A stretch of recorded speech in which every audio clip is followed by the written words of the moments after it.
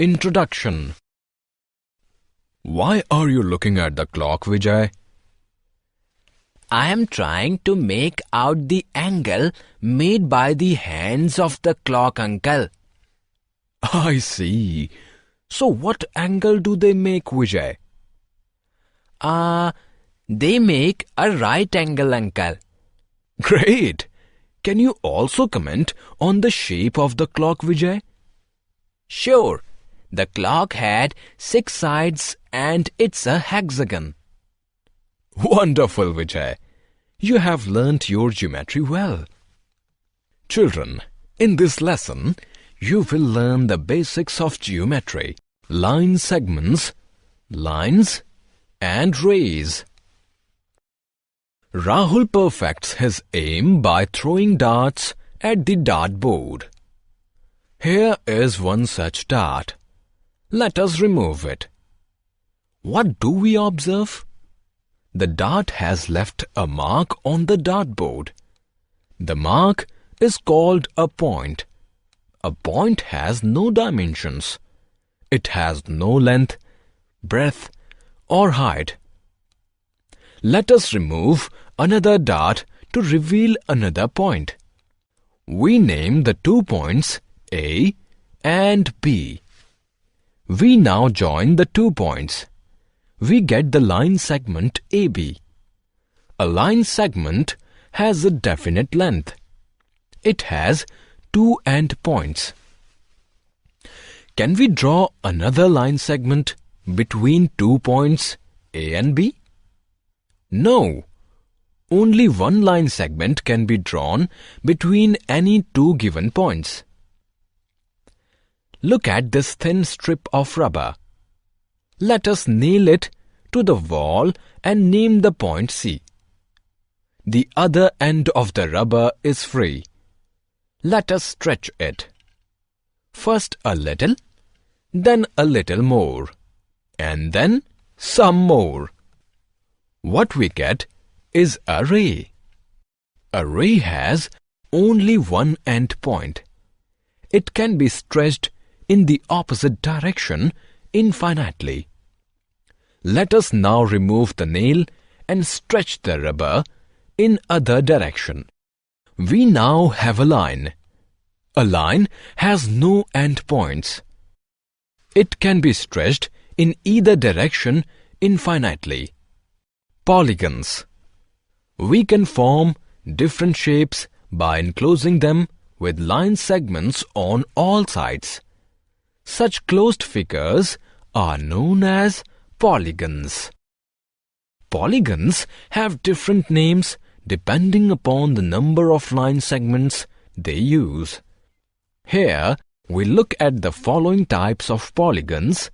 They are triangle, quadrilateral, pentagon, hexagon, heptagon, octagon, nonagon, and decagon. Now we will learn more about each polygon one by one in details. We take 3 pieces of plastic and join them to form a towel hanger. We have created a triangle. A triangle is a polygon made up of 3 line segments. It is the smallest polygon possible. We use 4 pieces of carved wood to create a photo frame. We have created a rectangular photo frame. A rectangle is a 4-sided polygon. It is made up of 4 line segments. Look at this image of US Army headquarters. It is known as pentagon, as it has 5 sides. A 5-sided polygon is called a pentagon. Here is a clock. Let us provide its borders. We have a border of 6 line segments for the clock. A hexagon is a polygon made up of 6 line segments. Let us create a wall hanging using 7 straws. The rainbow wall hanging with 7 line segments is ready. A 7-sided polygon is called a heptagon. This is the image of the ceiling of a chapel in Germany. It has 8 sides. An octagon is an 8-sided polygon. Look at this image. It is the Bahá'í's house of worship. All Bahá'í's house of worship have 9 sides. A nonagon is a polygon made up of 9 line segments. Here is an old $5 coin from Hong Kong. It has 10 sides. A polygon with 10 sides is called a decagon. Angles. Any 2 adjacent sides of a polygon form an angle between them. An angle is the space between 2 lines, line segments, or rays that move away from one another from a common point. The measure of an angle is specified in degrees. Let us take a look at 3 types of angles. They are right angle, acute angle, and obtuse angle. Now we will learn them one by one in details. Look at this scene. In this, a ladder is standing with the wall. Let us look at 3 angles. First, the angle which the wall makes with the ground. Second, the angle which the ladder makes with the wall. Third, the angle which the ladder makes with the ground. Let us begin with the angle that the wall makes with the ground. The ground acts as the base and the wall as the vertical line. The angle is L-shaped. It is a right angle and its measure is 90 degrees. Now consider the angle that the ladder makes with the wall. We take the wall as the base. The ladder is not vertical. It is tilted in. Such an angle is called an acute angle, and its measure is less than 90 degrees. Now let us look at the third angle that the ladder makes with the ground. We take the ground as the base. The ladder is not vertical. It is tilted out. Such an angle is called an obtuse angle, and its measure is more than 90 degrees. Measurement of angles. An angle is measured in degrees. Let us now measure angles with 2 different instruments: a divider and a protractor. Look at this object.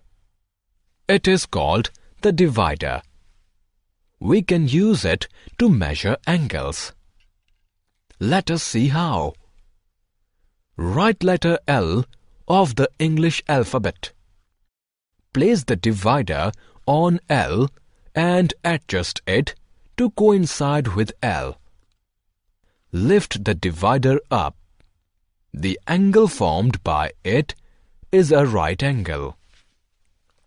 Write letter V of the English alphabet.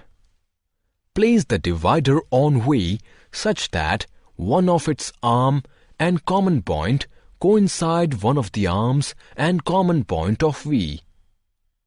What do you see? The other arm of the divider lies to the left of the other arm of V. It means that V makes an angle, acute angle, which is smaller than the right angle. Now consider the letter K of the English alphabet. Let us modify it to look like this. Place the divider on the figure such that one of its arms and common point coincide with one of the arms and common point of the figure. What do you observe? The other arm of the divider lies to the right of the other arm of the figure. It means that the figure makes an angle greater than the right angle, that is, an obtuse angle. Therefore, we can measure a right angle, an acute angle, and an obtuse angle with the help of a divider. The wider the divider opens, the larger the angle it makes. Protractor. Protractor is a semicircular geometric instrument. It has degrees marked on it from 0 to 180. Let us measure the angles made by the hands of a clock with the help of a protractor. This clock shows the time as 3. The long hand of the clock is on 12 and the short hand is on 3. Place the protractor on the short hand of the clock. The horizontal line at the bottom of the protractor must coincide with it. The midpoint of the protractor must rest on the common point where the long and short hands of the clock meet. Read the inner marking of the protractor on which the long hand rests. It is 90 degrees. Therefore, 3 o'clock makes a right angle. This clock shows 20 past 6. The long hand of the clock is on 4 and the short hand is on 6. Place the protractor on the short hand of the clock. Read the inner marking of the protractor on which the long hand rests. It is 60 degrees. Therefore, the time 20 past 6 makes an acute angle. The time is 10 past 9 by this clock. The long hand of the clock is on 2 and the short hand is on 9. Place the protractor on the short hand of the clock.